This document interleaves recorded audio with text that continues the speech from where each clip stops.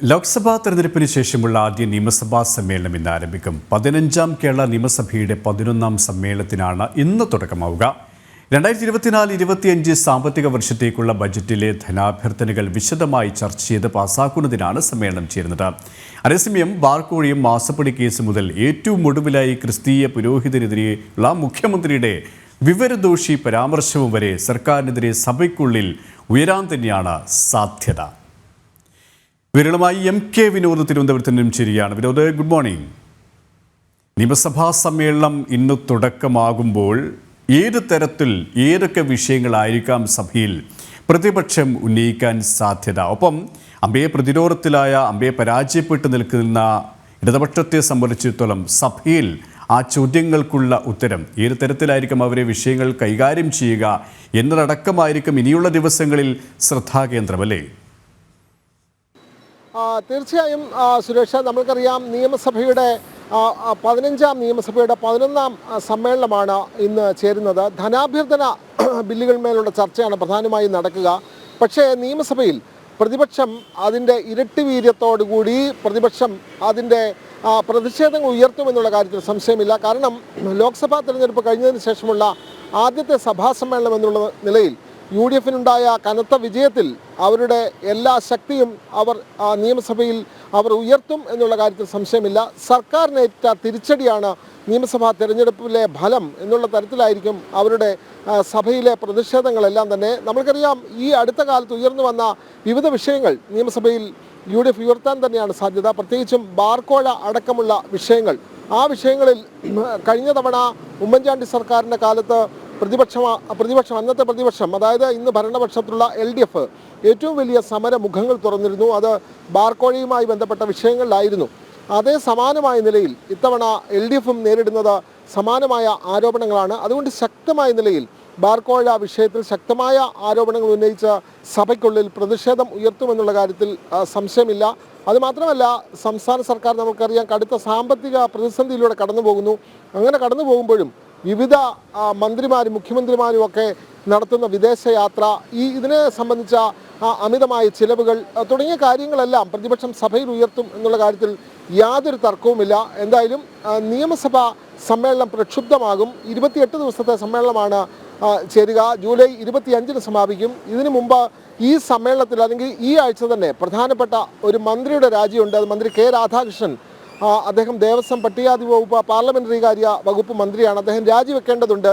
കാരണം ആലത്തൂരിൽ നിന്നും അദ്ദേഹം MP ആയിരിക്കുന്നു. അതുകൊണ്ട് ഈ മാസം 17 മുമ്പ് അദ്ദേഹം രാജിവെക്കണം. അദ്ദേഹം മാത്രമല്ല, ഷാഫി പറമ്പിലും വടകരയിൽ നിന്നും MP ആയി വിജയിച്ചു. അദ്ദേഹവും രാജിവെക്കേണ്ടതുണ്ട്. അങ്ങനെ മന്ത്രി K. രാധാകൃഷ്ണനും ഷാഫി പറമ്പിലും ഈ ആഴ്ച തന്നെ നിയമസഭയിൽ നിന്നും രാജിവെക്കും.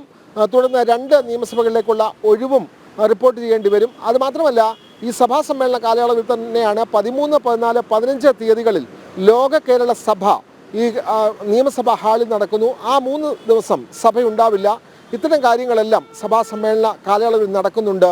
KP വിനോദേ, ഏറ്റവും ശ്രദ്ധേയമാകുന്നത് ഈ മുഖ്യമന്ത്രി വലിയ പ്രതിരോധത്തിലായി കഴിഞ്ഞു എന്നതാണ്. ഒപ്പം ഈ ലോക്സഭാ തെരഞ്ഞെടുപ്പിലെ വലിയ രീതിയിലുള്ള പരാജയം, അത് മുഖ്യമന്ത്രിയുടെ ചില പ്രതികരണങ്ങളിൽ നിന്ന് പരാജയം സമ്മതിച്ചു. കാരണം അദ്ദേഹം അത്ര വാ തുറക്കാത്ത ഒരാളാണ് എന്നുള്ള വിമർശനമുണ്ട്. പക്ഷേ ഗതിയില്ല, വേറെ ഗത്യന്തരമില്ലാതെ അദ്ദേഹം സമ്മതിച്ചു കഴിഞ്ഞിട്ടുണ്ട്. പരാജയമാണ്, ഏതെങ്കിലും തരത്തിലുള്ള തെറ്റുകൾ പറ്റിയിട്ടുണ്ടെങ്കിൽ പരിശോധന നടത്തുമെന്ന്. പക്ഷേ തെറ്റുകളെ പറ്റിയിട്ടുള്ളൂ എന്ന യാഥാർത്ഥ്യം അദ്ദേഹത്തിന് പറയാൻ പറ്റില്ലല്ലോ, അല്ലെങ്കിൽ ഇടതുപക്ഷത്തിലെ മറ്റ് നേതാക്കൾക്ക് പറയാൻ പറ്റില്ലല്ലോ. ഇത് ഏത് തരത്തിലായിരിക്കും കോൺഗ്രസ് ഉപയോഗിക്കുക എന്നാണ് നമുക്ക് കണ്ടറിയേണ്ടതില്ലേ. കാരണം നമ്മൾ കഴിഞ്ഞ ദിവസം ഞാൻ വിനോദം തന്നെ സംസാരിച്ചൊരു കാര്യമുണ്ട്. ഈ ഇന്ത്യ സഖ്യത്തിൻ്റെ ഭാഗമാണ് 2 പേരും. പക്ഷേ ആ ഒരു ഇന്ത്യ സഖ്യത്തിലെ കൊടുക്കൽ വാങ്ങലുകളുണ്ടല്ലോ, അതും സഭയിൽ ഏതെങ്കിലും തരത്തിലുള്ള പ്രതിഫലിക്കാൻ സാധ്യതയുണ്ടോ? അല്ലെങ്കിൽ ജനങ്ങളെ പറ്റിക്കാൻ വേണ്ടി ഒരു സമവായം, അല്ലെങ്കിൽ സമവായം മാറ്റി നിർത്തിക്കൊണ്ട് ഒരു ബഹളം വയ്ക്കുക, പ്രതിരോധം തീർക്കുക, അത്തരത്തിലുള്ള കാഴ്ചകൾ, പതിവ് കാഴ്ചകൾ തന്നെ നമുക്ക് ആവർത്തിച്ച് കാണാമല്ലേ? തീർച്ചയായും പതിവ് കാഴ്ചകൾ തന്നെ നമുക്ക് കാണേണ്ടി വരും. സഭയ്ക്കുള്ളിൽ വലിയ പ്രതിഷേധങ്ങൾ ഉയർത്തി LDF-ന്റെ അഴിമതി, അവർ നടത്തുന്ന അഴിമതി ഭരണം തുറന്നു കാട്ടുക എന്നുള്ളതാണ് തങ്ങളുടെ ദൗത്യം എന്നുള്ള നിലയിൽ പ്രതിപക്ഷം അക്കാര്യങ്ങളൊക്കെ സഭയിൽ ശക്തമായി ഉന്നയിക്കും എന്നുള്ള കാര്യത്തിൽ യാതൊരു തർക്കവുമില്ല. പിന്നീട് നേരത്തെ കെ പി പറഞ്ഞതുപോലെ തന്നെ തെറ്റുപറ്റിയെന്ന് മുഖ്യമന്ത്രിക്ക് മനസ്സിലായിട്ടുണ്ട്. അതുകൊണ്ടാണ് തെറ്റുകൾ തിരുത്തി മുന്നോട്ട് പോകുമെന്ന് പറയുന്നത്. തെറ്റുകൾ ഉണ്ടായിട്ടാണല്ലോ അത് തിരുത്തുമെന്ന് പറയുന്നത്. മുഖ്യമന്ത്രിക്ക് തന്നെ അത് പറയേണ്ടി വന്നിരിക്കുന്നു എന്നുള്ളതാണ്. അദ്ദേഹം പ്രസ്താവനയിലൂടെയാണ് അക്കാര്യം പറഞ്ഞത്. പിന്നെ വേറൊരു കാര്യം നമ്മൾ മനസ്സിലാക്കേണ്ടത്, ഇന്നലെ തിരുവനന്തപുരം ജില്ലയിലെ CPI ജില്ലാ നിർവാഹക സമിതി കൂടിയപ്പോൾ അവിടെ വന്നൊരു അഭിപ്രായം അത് നമുക്ക് അതിശയകരമായി തോന്നി. അതായത് മുഖ്യമന്ത്രി മാറണം എന്നുള്ള അഭിപ്രായം CPI ജില്ലാ ഘടകത്തിൽ നിന്നും, അതും തലസ്ഥാന നഗരിയിലെ ജില്ലാ ഘടകത്തിൽ നിന്നും ഉയരുകയാണ്. മുഖ്യമന്ത്രി മാറണം, മുഖ്യമന്ത്രിയുടെ ധാർഷ്ട്യം കാരണമാണ് ഇത്രയും വലിയ തിരിച്ചടി ഉണ്ടായത്. ഈ തെരഞ്ഞെടുപ്പ് കാലത്ത് ഈ CPM നേതാവായിട്ടുള്ള അല്ലെങ്കിൽ LDF കൺവീനറായിട്ടുള്ള EP ജയരാജൻ BJP നേതാക്കളുമായി സംസാരിച്ചതുകൊണ്ട് BJPയിലേക്ക് കൂടുതൽ വോട്ടുകൾ ചോർന്നുപോയി. അതുകൊണ്ട് ഇതെല്ലാം പരിശോധിക്കണം. CPI സംസ്ഥാന നേതൃത്വം ഇക്കാര്യങ്ങളൊക്കെ ധൈര്യപൂർവ്വം CPMനെ അറിയിക്കണം, LDFൽ അറിയിക്കണം എന്ന് CPI തിരുവനന്തപുരം ജില്ലാ നിർവാഹക സമിതി യോഗത്തിൽ അഭിപ്രായം ഉയർന്നിരിക്കുന്നു. നമുക്കറിയാം, ഇത്തരം കാര്യങ്ങളിൽ ശക്തമായി പ്രതികരിക്കുന്ന ഘടകകക്ഷിയാണ് CPI. പക്ഷേ CPIയുടെ ഇന്നത്തെ സംസ്ഥാന നേതൃത്വം അത്തരത്തിൽ പ്രതികരിക്കുന്ന ഒരു സ്വഭാവമൊന്നും കാണിക്കുന്നില്ല. CPM പറയുന്നതനുസരിച്ച് മുന്നോട്ട് പോകുന്ന ഒരു രീതിയാണ്. പക്ഷേ രാജ്യസഭാ തെരഞ്ഞെടുപ്പ് കൂടി വരുമ്പോൾ ഇക്കാര്യത്തിൽ അവർ തങ്ങളുടെ അഭിപ്രായം പറയുമെന്ന് തന്നെയാണ് നമ്മൾ കരുതുന്നത്. KP.